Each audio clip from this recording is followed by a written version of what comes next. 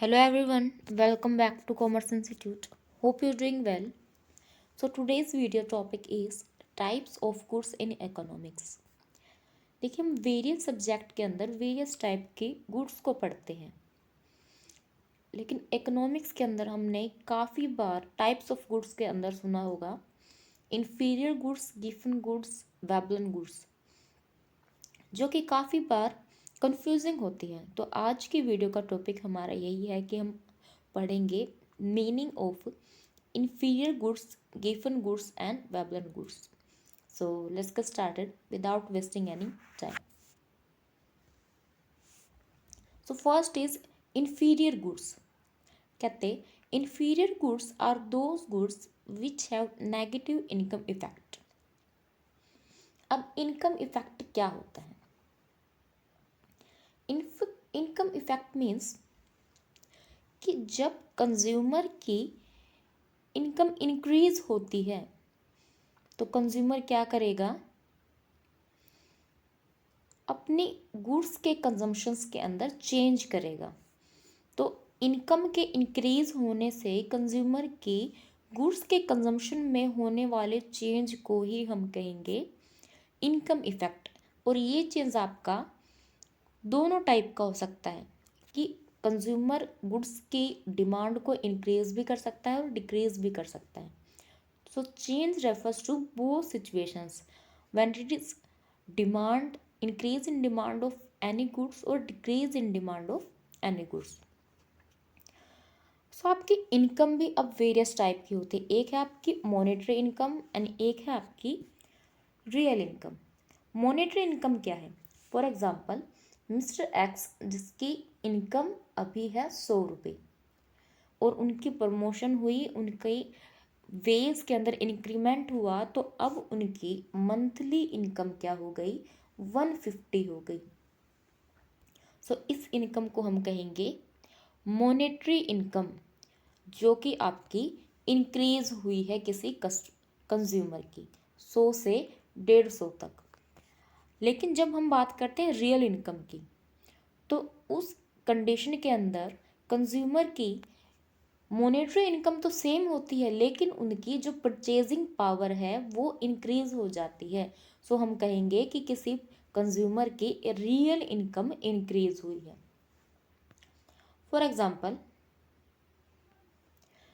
किसी कंज्यूमर की इनकम है 100 रुपये और अपनी इनकम के अंदर वो क्या करता है, 4 कमोडिटीज को परचेज करता है और हर एक कमोडिटी का प्राइस है 25 रुपीज़। तो ऐसे करके उसने अपनी सारी इनकम को स्पेंड किया, लेकिन उस कमोडिटी की प्राइस के अंदर चेंज हुआ, उस कमोडिटी की प्राइस के अंदर क्या हुआ? डिक्रीज हुआ। अब वो कमोडिटी कितने की हो गई? 20 रुपीज़ की हो गई। सो इस कंडीशन के अंदर अब कंज्यूमर 4 यूनिट्स उसी कमोडिटी की कितने में परचेज कर सकता है? 80 रुपीज़ में परचेज कर सकता है और उसके पास एक्सेस कितने रुपए बच गए? 20 रुपये। सो इस कंडीशन को हम कहेंगे कि कंज्यूमर की मॉनेटरी इनकम तो सेम है, लेकिन उसकी रियल इनकम इंक्रीज हुई है। अब वो उसी इनकम के अंदर पहले से ज़्यादा क्वांटिटी ऑफ प्रोडक्ट को परचेज कर सकता है। सो ये है आपकी real income. I hope this is clear. तो जब हम बात करते हैं इन्फीरियर गुड्स के बारे में, तो यहाँ हम बात कर रहे हैं रियल इनकम की, कि जब किसी कंज्यूमर की रियल इनकम के अंदर चेंज होता है तो उस कंज्यूमर की प्रोडक्ट की डिमांड में होने वाले इफेक्ट को हम कहेंगे इनकम इफेक्ट। और इन्फीरियर गुड्स क्या कहती है कि आपके कंज्यूमर की रियल इनकम में चेंज होने से उसके इनकम इफेक्ट क्या होगा? नेगेटिव होगा। अब इस लाइन का क्या मतलब हुआ कि एक कंज्यूमर नॉर्मल गुड्स के अंदर क्या करता है कि वो गुड्स एक्स और गुड्स वाई परचेज करता है, और गुड एक्स और गुड वाई की फॉर एग्जांपल वो ए बी क्वांटिटी को क्या कर रहा है? परचेज कर रहा है। अब उसकी रियल इनकम उसकी इनकम के अंदर इंक्रीज हुआ। अब उसकी रियल इनकम के अंदर इंक्रीज हुआ तो पहले से ज़्यादा क्वांटिटी के अंदर चीज़ों को परचेज करेगा। और अगर उसकी रियल इनकम इंक्रीज होगी तो और भी ज़्यादा क्वांटिटी के अंदर चीज़ों को परचेज करना स्टार्ट कर देगा। सो ये पॉइंट आपके क्या शो करते हैं, combination of goods, ICC curve, income consumption curve, ये है आपका नॉर्मल कंडीशन की सिचुएशन में कि जैसे जैसे पर्सन की इनकम इंक्रीज होती है उसकी डिमांड ऑफ गुड्स भी इंक्रीज हो रही है। यहाँ हम देख रहे हैं पॉजिटिव इनकम इफेक्ट। लेकिन इन्फीरियर गुड क्या कहती है, इन्फीरियर गुड कहती है कि जब किसी पर्सन की इनकम इंक्रीज होती है तो उसकी जो डिमांड है वो कमोडिटी की इंक्रीज होने की बजाय डिक्रीज होना स्टार्ट हो जाती है। फॉर एग्जाम्पल, किसी पर्सन की इनकम क्या थी, सर्टेन थी, लेकिन अब वो जो दो कमोडिटी को परचेज कर रहा है उनमें से कमोडिटी एक्स क्या है, इन्फीरियर कमोडिटी है। तो इस कंडीशन के अंदर अगर किसी कंज्यूमर की इनकम इंक्रीज होती है तो वो पहले B amount of commodity X को परचेज कर रहा था, अब वो क्या कर देगा, उसे कम परचेज करेगा। और अगर उसकी और ज़्यादा इनकम इंक्रीज होगी तो उससे कम वो परचेज करेगा। यानी कि जैसे जैसे उसकी इनकम इंक्रीज होती है वैसे वैसे ही वो क्या करता है, इन्फीरियर गुड की डिमांड को कम करना शुरू कर देता है। और इसी चीज़ को हम कहते हैं नेगेटिव इनकम इफेक्ट, कि इनकम इंक्रीज हो रही है लेकिन फिर भी उसकी डिमांड क्या हो रही है, कम हो रही है। और इस टाइप के गुड्स को हम क्या कहेंगे, इन्फीरियर गुड्स कहेंगे। I hope this is clear. Next है they follow the law of demand. Inferior good क्या करती है, लॉ ऑफ डिमांड को फॉलो करती है। कैसे, कि अगर किसी कमोडिटी के प्राइस के अंदर इंक्रीज हुआ तो हम क्या करेंगे, उसकी डिमांड को कम करेंगे। और अगर किसी कमोडिटी के प्राइस के अंदर डिक्रीज होगा तो हम उसकी डिमांड को क्या कर देंगे, इंक्रीज कर देंगे। And third is it has superior substitute available, कि इन्फीरियर गुड्स की कंडीशन के अंदर हमारे पास क्या होते हैं, सुपीरियर सब्सिट्यूट अवेलेबल होते हैं।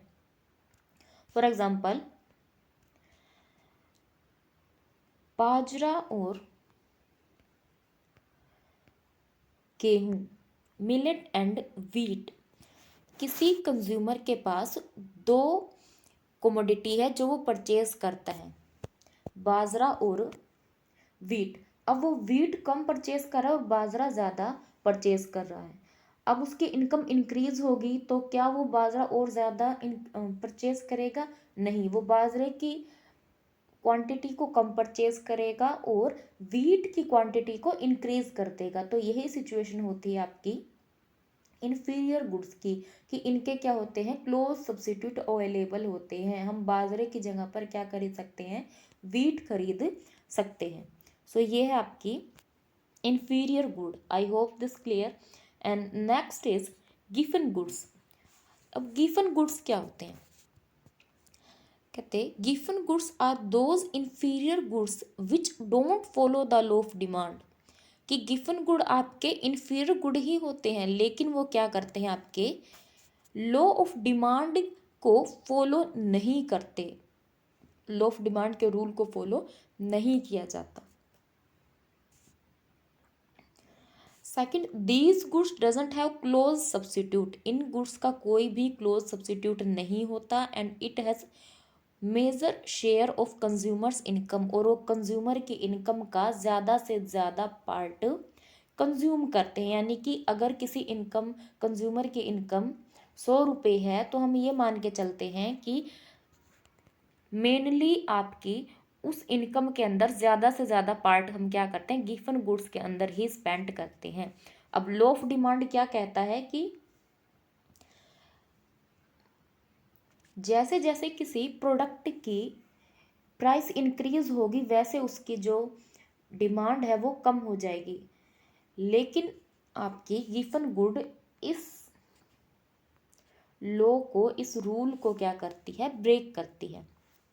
फॉर एग्जाम्पल, कोई कंज्यूमर एक्स और वाई गुड को परचेज कर रहा है और इस गुड के अंदर वो क्या करता है, मैक्सिमम पार्ट अपना गिफन गुड के अंदर क्या कर रहा है, डाल रहा है।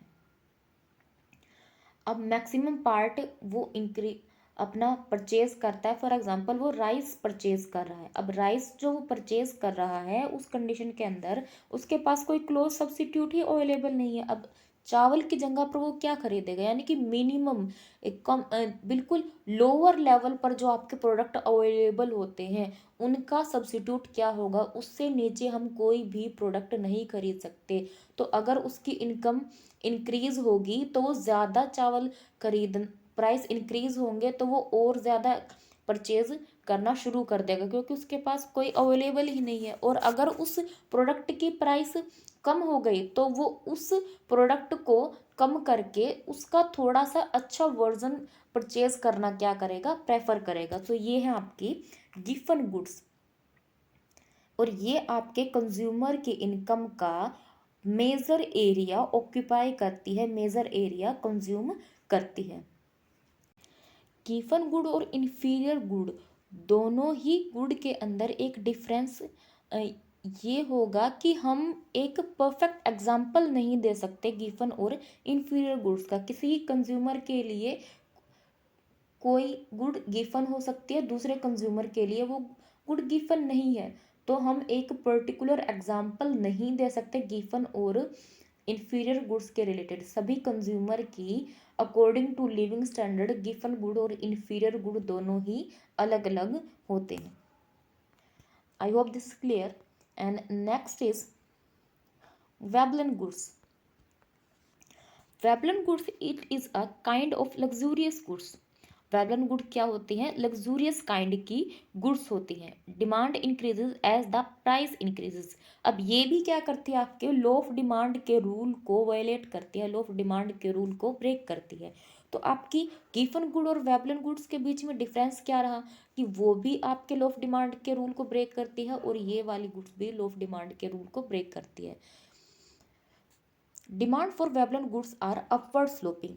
देखिए वेबलन गुड्स और गिफन गुड्स के अंदर आपके दो डिफरेंस हैं, कि आपकी जो वेबलन गुड्स है वो क्या कर रही है, स्टेटस सिंबल को शो करती है और वो आपके कंज्यूमर की इनकम के मेजर पार्ट को तो ऑक्यूपाई करते हैं, लेकिन वो उनकी नेसेसिटी की चीज़ नहीं होती। वो उनकी क्या होती है, लग्जूरियस की चीज़ होती है, उनके स्टेटस सिंबल को, उनकी एस्टीम को बढ़ाने वाली चीज़ें होती है, ना कि उनकी नेसेसिटी की चीज़ें होती है। फॉर एग्जांपल आपके डायमंड्स, कार्स, गोल्ड ज्वेलरी, ये आपकी क्या है, कंज्यूमर के इनकम के मेजर एरिया को या फिर मेजर पार्ट को ऑक्यूपाई तो कर सकती है, लेकिन उनकी नेसेसिटी की चीज़ नहीं है। एक पर्सन के लिए फूड ज़्यादा नेसेसरी होता है या फिर ज्वेलरी, ऑब्वियसली उसके लिए फूड ज़्यादा नेसेसरी होगा। तो यही आपका डिफरेंस बनाता है गिफन गुड्स के अंदर और वेबलन गुड्स के अंदर। दोनों ही लॉ ऑफ डिमांड के रूल को ब्रेक करती है, लेकिन आपकी गिफन गुड्स क्या होंगी, आपका जो मिनिमम कम से कम इनकम के अंदर जब ज़्यादा सेटिस्फैक्शन लेने के लिए, जब कंज्यूमर के पास कोई भी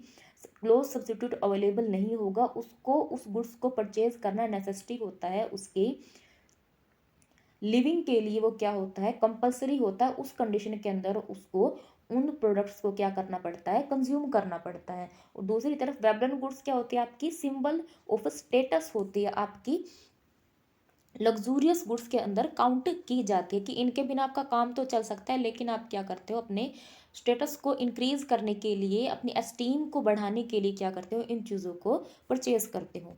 सो ये है आपकी given goods, inferior goods and Veblen goods. I hope this all three kind of goods is clear. And if you have any query about this topic, you can ask down below in the comment section, and don't forget to hit the bell icon so you will have all the notification from Commerce Institute. Thank you for watching the video.